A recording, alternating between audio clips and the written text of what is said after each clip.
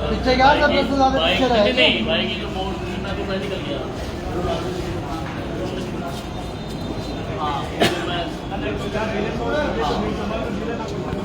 वही देखो साथियों, ये छात्रों के साथ जो अन्याय हो रहा है, बड़ी मेहनत मशक्कत करके आदमी प्रयास करता है कि मैं सरकारी तंत्र का हिस्सा बन जाऊं, कहीं नौकरी कर पाऊं और अपने परिवार को लाभ दे पाऊं। लेकिन चंद नालायक लोग जो अपने आप को तानाशाह समझ बैठे हैं, जो ये समझ रहे हैं कि जो हम चाहेंगे वो होगा, बच्चों के साथ में खिलवाड़ करने का काम करते हैं।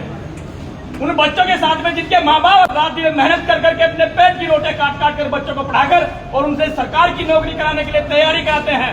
लेकिन नकल माफियाओं की इतनी हिम्मत हो गई है कि उन बच्चों के साथ में धोखा होता है। जितनी बार भी उत्तराखंड के अंदर पेपर हुआ है, हर बार पेपर लीक हो जा रहा है।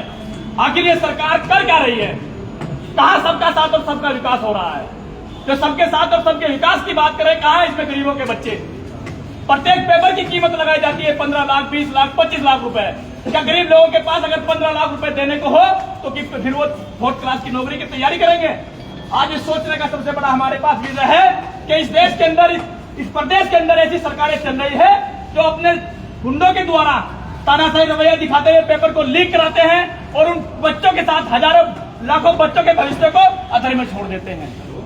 लेकिन यहाँ पर इंसानियत को मानने वाले लोग अभी जिंदा है और इंसानियत को मानने वाले लोगों ने संघर्ष करने का प्रण लिया हुआ है। हम उन छात्र छात्राओं के सदैव साथ है, युवाओं के परमानेंट साथ है, जिन छात्रों के साथ में अन्याय हुआ है, जिनके साथ में ये धोखाधड़ी की गई है कि उन्होंने रात दिन मेहनत करके पेपर की तैयारी की और उस पेपर को जरा सी देर में लीक करा दिया गया है, पेपर को बाजार में बेच दिया गया है, उनके भविष्य के साथ में खिलवाड़ कर दिया गया है। लाखों लोगों के सपनों को चूर चूर करने का काम इस अंधी बहरी सरकार ने किया है।